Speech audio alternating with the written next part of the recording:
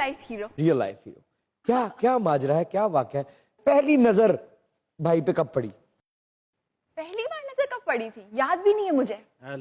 छोटे होंगे नहीं नहीं, इतने भी छोटे नहीं थे। फिर भी यार। लेकिन नहीं, बस यही है कि he was very charming, he is very charming.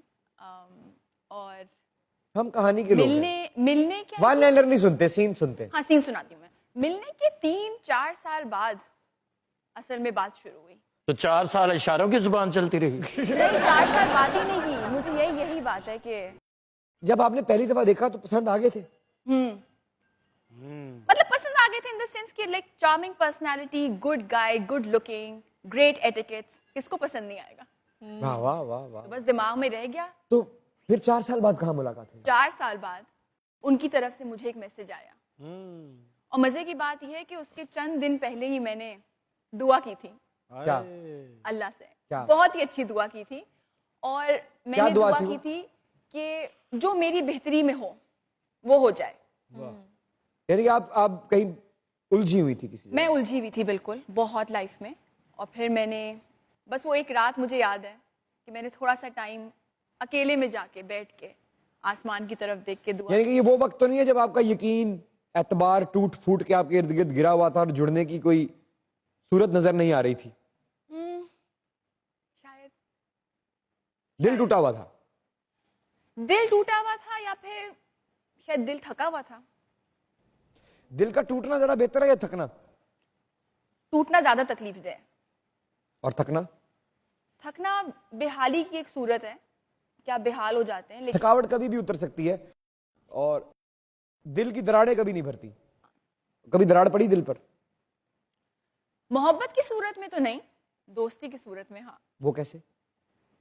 पता नहीं, मुझे लगता है कि मेरी तवक्कुआत बहुत ज्यादा है दोस्ती में। अभी भी है? बहुत ज्यादा, अभी भी बहुत ज्यादा है। और मुझे लगता है दुनिया का ऐसा कोई रिश्ता नहीं है जो दोस्ती के बगैर मुकम्मल हो पाए। चाहे वो माँ बाप का हो, चाहे वो मोहब्बत का हो, चाहे वो एक टीचर स्टूडेंट का हो, किसी का भी हो, उसमें अगर वो दोस्ती वाला एलिमेंट नहीं है तो वो रिश्ता कभी मुकम्मल नहीं होगा। ये आपको अभी तक वो दोस्त मिली? नहीं नहीं।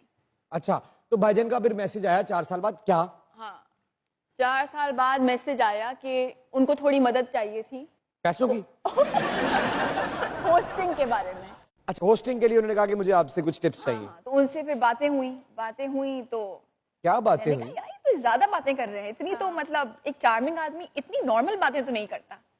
तो मैंने थोड़ी छानबीन की, ये चार्मिंग आदमी सिंगल है कि क्या है। पता चला बहुत ही सिंगल है। ही सिंगल है। बहुत ही सिंगल से मुराद? मतलब एब्सोल्युटली बाय हिमसेल्फ एंड शायद नॉट इन लव।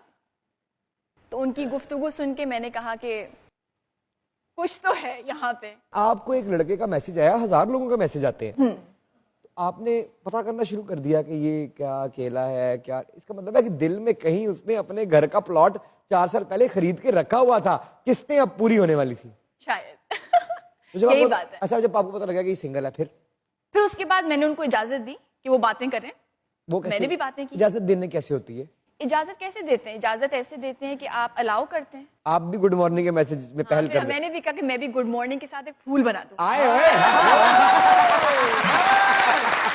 अच्छा अच्छा, बस मेरी तरफ से वो फूल बनने की देर थी। वो फूल बन गया तो आप समझ तो भाईजान माली बन गए। बस फिर उसके बाद उन्होंने कहा कोई आगे हम बात नहीं बढ़ाएंगे, वालिदैन को मिलाते हैं। अरे एक फूल के फौरन बाद? हाँ भाई, यही तो बात है। जहाँ नसीब जुड़े हुए होते हैं वहाँ पे एक फूल की ही जरूरत होती है। वाह वाह। लेकिन वो होस्टिंग का सवाल सच्ची था कि बहाना था? आज तक मुझे लगता है सच ही था। वो कैसे? उन्होंने होस्टिंग की उसके बाद? हाँ। अरे फिर ठीक है।